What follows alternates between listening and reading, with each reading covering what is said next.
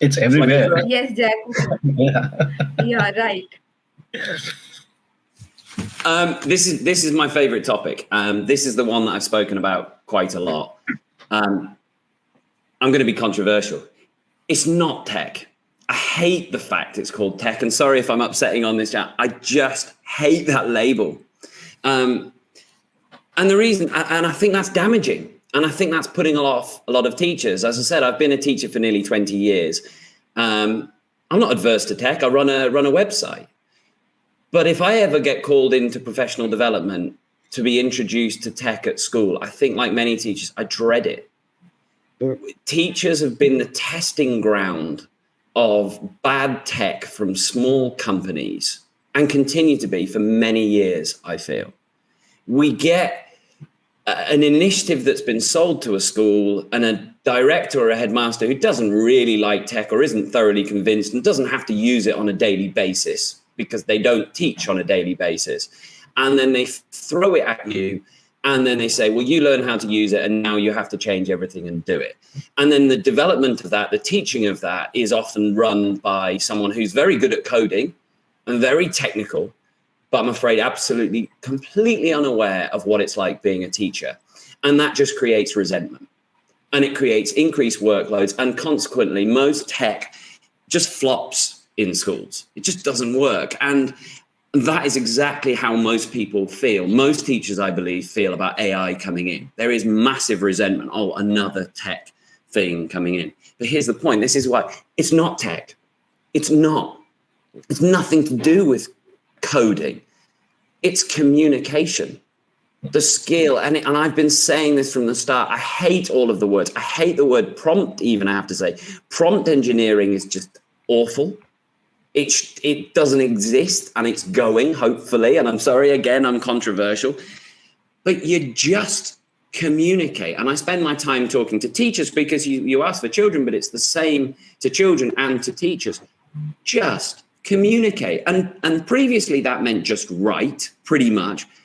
But now it doesn't even mean that. With multimodal coming in of GPT, the releases that came out last week, you just talk. And you keep talking until you get the right answer. A prompt engineer, well, I can get an answer quickly in one sentence, but who cares? And if there's one group in society that's skilled at communicating, it's teachers. It's what we do every single day.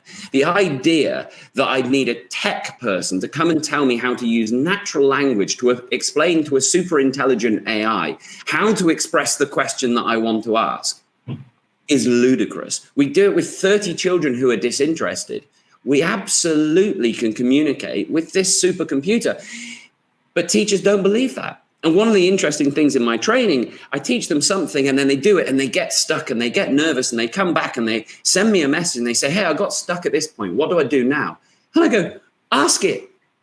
Ask it. That's why it just blows my mind. You don't have to know any specific. There isn't a secret.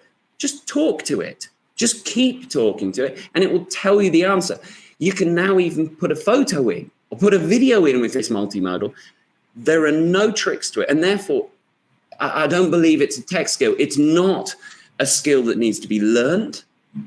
It's a skill that's been taught, not by ICT teachers, computer teachers. It's a skill that's been taught by humanities teachers, by English teachers, ever since day one in education, how to communicate effectively. The idea of I would go around and train teachers how to communicate. Why? They know how to communicate. They do it every single day with disinterested children. So how accessible? They're completely accessible and they're getting ever more accessible. The biggest problem I find with most teachers is how do they find the website, OpenAI? Once they've got it, you just type into it. Oh, but what do I do? And now they don't even have that problem. How do you find it? It's going to appear on their home screen. Again, with the updates, it's going to appear on their mobiles. People will say, yeah, but you've got to know it makes mistakes. Well, critical thinking, you've got to know. Teachers don't know about that. Teachers trust Wikipedia. Teachers trust the newspapers. It's got bias. Do teachers blindly pick up and read the first thing? Or do we teach children to blindly trust what they read? I've never done that. And I wasn't taught that. When I was at school, I was taught in history lessons by my history. Here's a resource. Let's analyze it. Let's look for bias. So all of those skills that we've always done, always, they're the fundamental skills that need to be built on. We don't need a new literacy of AI. I'm afraid I don't like that term. We need the tech phobic to do their job, to continue to do exactly what they've done. The English teacher who hates tech is probably still the best teacher of how to use ChatGPT, far better than the person who can code. As I said, passionate and a bit of a rant, but I thoroughly believe it.